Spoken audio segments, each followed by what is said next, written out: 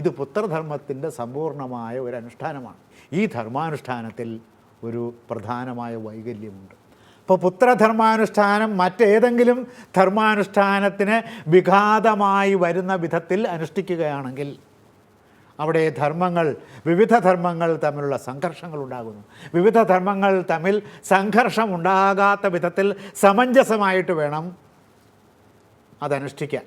അപ്പോൾ ഇവിടെ ശാന്തനു മഹാരാജാവിൻ്റെ അടുത്ത അതായത് അദ്ദേഹം ഗാർഹസ്ഥ്യാശ്രമം പൂർത്തിയാക്കി നിൽക്കുകയാണ്. ഗൃഹസ്ഥാശ്രമം പൂർത്തിയാക്കി നിൽക്കുന്ന ശാന്തനു മഹാരാജാവിന് തൻ്റെ അടുത്ത ജീവിതക്രമമായ വാനപ്രസ്ഥത്തിലേക്ക് കടക്കുന്നതിന് അതാണ് ഉദ്ഗതിക്കുള്ള മാർഗം, അതാണ് മോക്ഷത്തിലേക്കുള്ള മാർഗം, അതാണ് ജീവിത വിമോചനത്തിലേക്കുള്ള മാർഗം, അതാണ് പരമമായ സ്വാതന്ത്ര്യത്തിലേക്കുള്ള മാർഗം, അതാണ് സായുജ്യത്തിലേക്കുള്ള മാർഗം, അതാണ് ബ്രഹ്മലയത്തിലേക്കുള്ള സുഗമമായ മാർഗത്തിൻ്റെ അടുത്ത പടവ്. അപ്പോൾ ബ്രഹ്മലയമാണ് ഒരു ജീവിതത്തിൻ്റെ ആത്യന്തികമായ മഹത്തായ ലക്ഷ്യം എന്ന് നിർണയിക്കപ്പെട്ടിടത്തോളം കാലം അതിനെ ചോദ്യം ചെയ്യാവുന്നതാണ് നമുക്ക്. ഈ ബ്രഹ്മലയം എന്ന് പറയുന്നത് വെറുതെ പറഞ്ഞ് കളിയാക്കുന്ന ആളുകളെ വിഡ്ഢികളാക്കാൻ വേണ്ടി പറഞ്ഞു വച്ചിരിക്കുന്ന ഭാരിച്ച ഒരു ഭാഷാപ്രയോഗമാണ് എന്ന് പറഞ്ഞുകൊണ്ട് നമുക്കതിനെ അധിക്ഷേപിക്കാം, പരിഹസിക്കാം, അത് നിരർത്ഥകമാണെന്ന് പറയാം.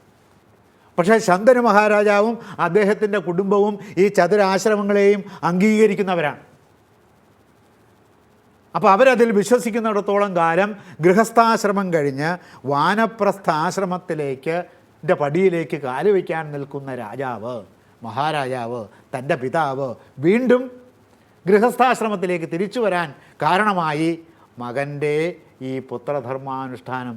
അങ്ങനെ വരുമ്പോൾ ഒരു ധർമാനുഷ്ഠാനം മറ്റൊരു ധർമാനുഷ്ഠാനത്തിന് വിഘാതമായി വന്നാൽ അത് യഥാർത്ഥമായ ധർമാനുഷ്ഠാനമല്ലാത്തതുകൊണ്ട് അത് വികലമായ ധർമാനുഷ്ഠാനമാണ്.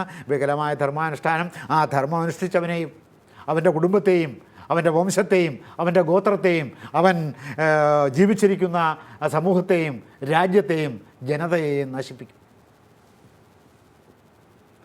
അതുകൊണ്ട് ത്യാഗത്തിൻ്റെ പേരിൽ അച്ഛന് വേണ്ടി തൻ്റെ ജീവിതത്തെ മുഴുവനും ത്യജിച്ചയാൾ എന്ന പേരിൽ ഭീഷ്മർക്ക് കിട്ടിയിരിക്കുന്ന പ്രസിദ്ധി ആസ്ഥാനഗതമായ പ്രസിദ്ധിയാണ്. ഭീഷ്മർ നടത്തിയത് ധർമാനുഷ്ഠാനമല്ല.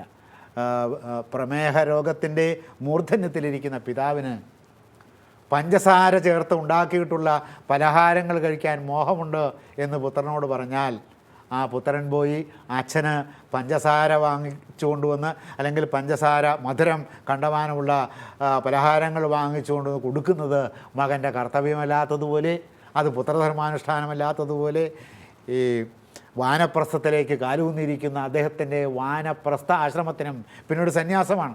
വാനപ്രസ്ഥ ആശ്രമത്തിനും അത് മുഖാന്തരം ആ വാനപ്രസ്ഥത്തിൻ്റെ വിഘാതമുണ്ടായതിനാൽ സന്യാസാശ്രമത്തിലേക്കുള്ള പ്രവേശനത്തിനും വിഘാതമായ ഒരുതരം മധുരപലഹാരം വാങ്ങിച്ച് കൊടുക്കുന്ന പ്രവൃത്തിയാണ് ഭീഷ്മർ ചെയ്തത് എന്നതുകൊണ്ട് അത് പുത്രധർമാനുഷ്ഠാനമായി കണക്കാക്കാൻ സാധ്യമല്ല. ഈ സമയത്ത് പുത്രധർമ്മം അനുഷ്ഠിച്ച രാമനെ നാം ഓർക്കേണ്ടതാണ്.